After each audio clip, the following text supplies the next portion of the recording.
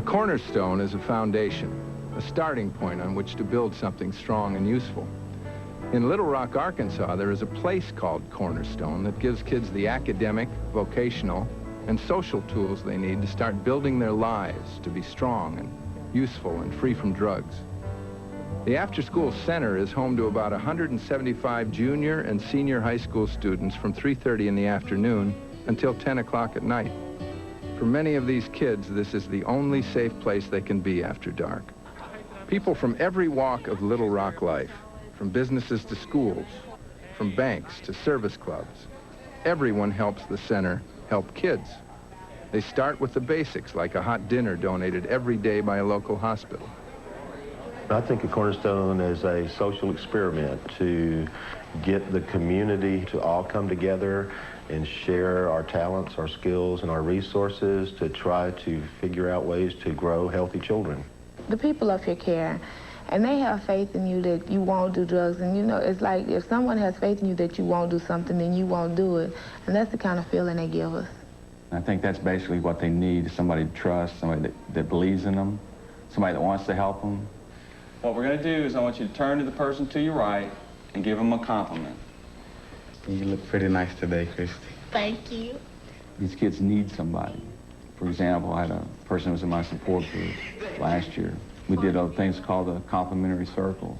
He couldn't do it. You look absolutely lovely. And so we talked about it and I asked him why. And he said, you know, it's very difficult to do something that you've never had done to you. He said, nobody's ever given me a compliment before. Now, if you do all of these things right, then you will become whatever you want to become in life.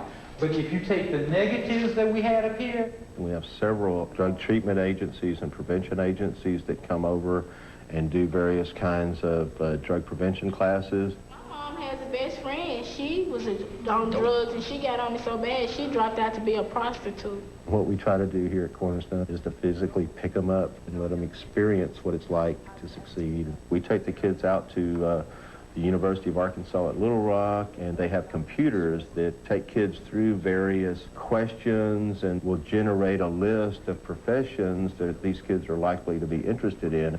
And it really exposes the kids to choices and awareness of what's out there. If you're interested in that, you'd probably be good at that. I can give you a good reference on the work you did this summer.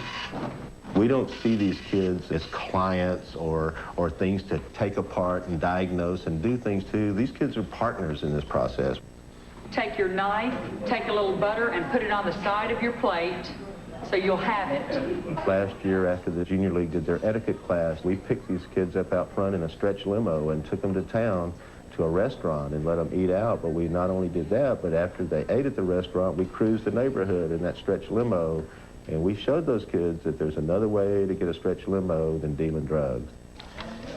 Juliet, Romeo and Juliet. This equation's For pretty the tutoring, we use community volunteers, some parents, education students from the universities in the area that come. Okay, go ahead.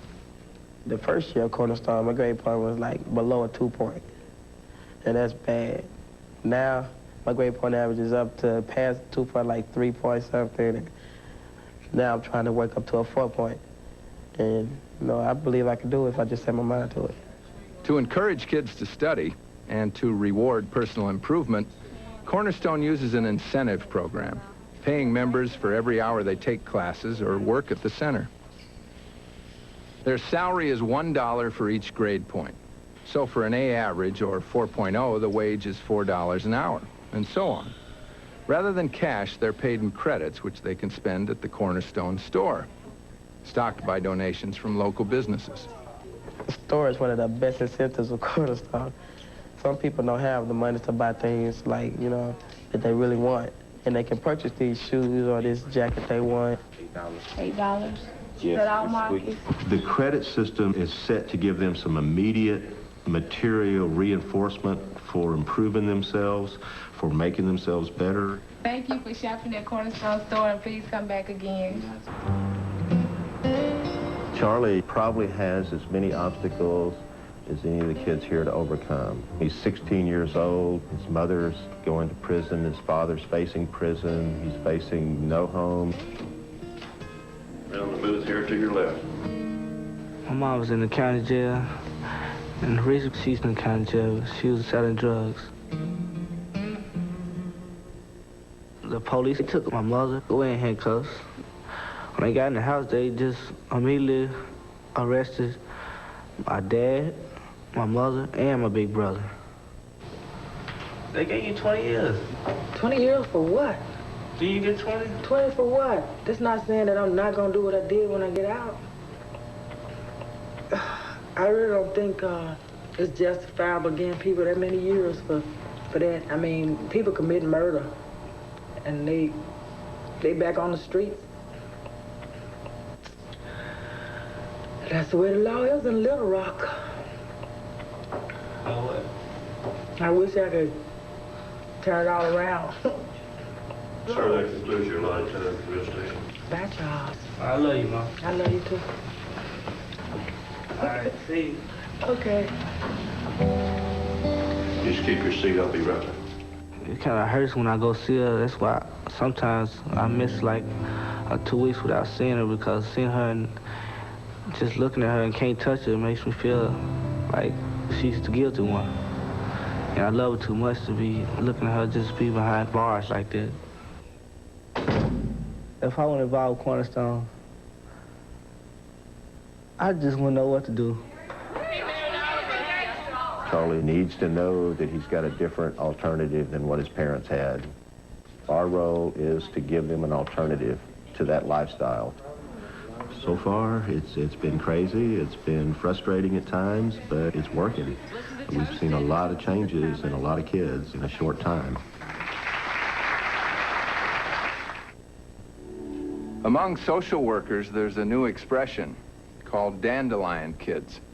It refers to young people who blossom into productive, healthy adults despite poverty, despite abuse, despite drugs. Studies have shown that the difference between the kids who overcome the adversities of their childhoods and those who do not is quite simple. All it may take is one caring adult to change the life of a child forever. This is a new beginning, and you can make something beautiful. The caring people you've met all hope that you'll feel free to use any of their effective ideas to help the kids you care about. You've seen such a diversity of approaches, techniques, and styles. There must be something in all of this that can work in your community, or school, or home. We have found the defendant Norman Bates guilty. There's a theory about why kids use drugs that says that children are just looking for attention. Well, let's just give it to them. Let's give them all the attention they can handle before they need treatment. Let's give it to them when it's easier and cheaper and even fun. If we don't, if the prevention fight is lost, the recovery battle begins. Whitney Houston is about to show you what happens to our children if we don't get to them in time, and the heroic efforts to reclaim our kids once they're under the influence.